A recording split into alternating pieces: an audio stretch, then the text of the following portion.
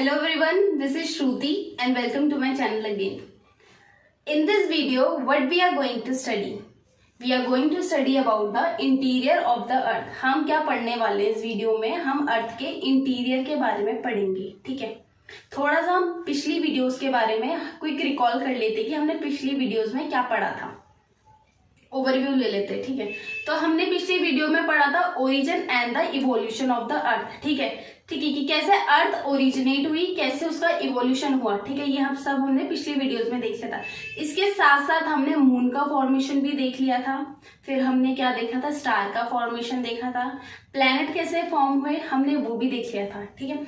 और जो हमारी पिछली वीडियो का लास्ट टॉपिक था वो था evolution of the lithosphere, atmosphere and hydrosphere, ठीक है। इसी वीडियोस के साथ, इन टॉपिक्स के साथ हमने पिछली वीडियो का चैप्टर एंड किया था। अब हम क्या करेंगे, जो हमने जिस टॉपिक को लास्ट में एंड किया था उस टॉपिक को कनेक्ट करेंगे इस वीडियो के साथ, ठीक है। पिछले टॉपिक्स को हम इस वीडियो के साथ कनेक्ट करके चलेंगे, ठीक है। तो जब हम क्या कर रहे थे, origin and the evolution of lithosphere पढ़ रहे थे, ठीक है। लिथोस्फीयर के बारे में जब हम पढ़ रहे थे तो उसमें मैंने आपको एक बात बताई थी। वो बात क्या थी? वो बात ये थी कि जब लिथोस्फीयर इवॉल्व हो रहा था तो जो लाइटर मटेरियल था वो सरफेस की तरफ सिंक हो रहा था और जो हैवियर मटेरियल था वो इंटीरियर की तरफ सिंक हो रहा था। ये बात मैंने आपको बताई थी।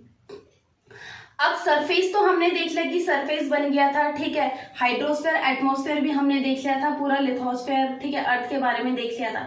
पर अब अर्थ के इंटीरियर में क्या है ये सब हमने उस वीडियो में नहीं देखा था, ठीक है। तो अब ये सब हम आने वाली इन वीडियोस में देखेंगे, इस चैप्टर में देखेंगे कि अर्थ का इंटीरियर कैसा है, ठीक है। तो आज का जो हमारा चैप्टर है वो है इंटीरियर ऑफ द अर्थ, जिससे हमें पता चल जाएगा कि अर्थ के इंटीरियर, अर्थ के अंदर क्या है, ठीक है।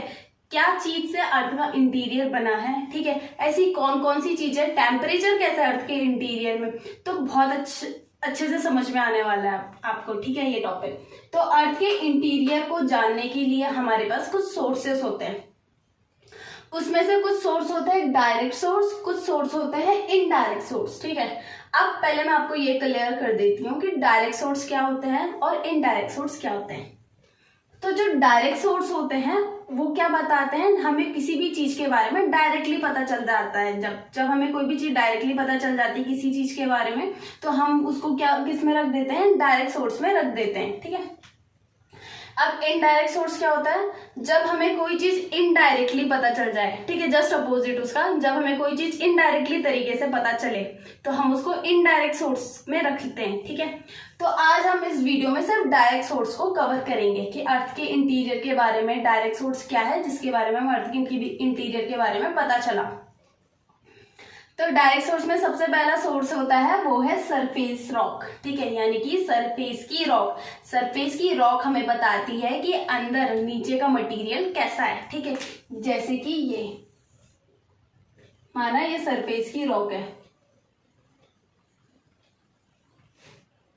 ठीक। सरफेस की रॉक कैसे बताती है हमें अर्थ का मटेरियल, नीचे का मटेरियल कैसा है, कि जैसे नीचे का मटेरियल होगा, ठीक है, डेंसर मटेरियल होगा, ठीक है, हैवियर मटेरियल होगा, वैसे वैसे हमें सरफेस की रॉक बताएगी कि कैसा मटेरियल नीचे है, ठीक है। उसके बाद हमारा दूसरा सोर्स आता है वो है माइनिंग, ठीक है। माइनिंग क्या होता है, खुदाई। जब हम खुदाई करते हैं ना तो खुदाई के दौरान क्या पता चलता है हमें, नीचे नीचे ड्रिलिंग वगैरह करते हैं, खुदाई कैसे करते हैं, ड्रिलिंग वगैरह करके करते हैं।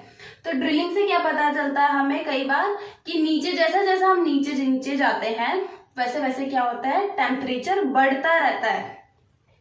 ये सब हमें कैसे पता चला, माइनिंग के थ्रू पता चला, ठीक है। जैसे कि गवर्नमेंट ने बहुत सारे प्रोग्राम्स चलाए, ठीक है, जैसे डीप ओशन ड्रिलिंग प्रोजेक्ट या इंटीग्रेटेड ओशन ड्रिलिंग प्रोजेक्ट, जिससे हमें पता चले कि जैसे जैसे टेम्परेचर जैसे जैसे हम नीचे खुदाई कर रहे हैं वैसे वैसे हमें टेम्परेचर क्या दिखाई दे रहा है और हाई दिखाई दिया जा रहा है, ठीक है।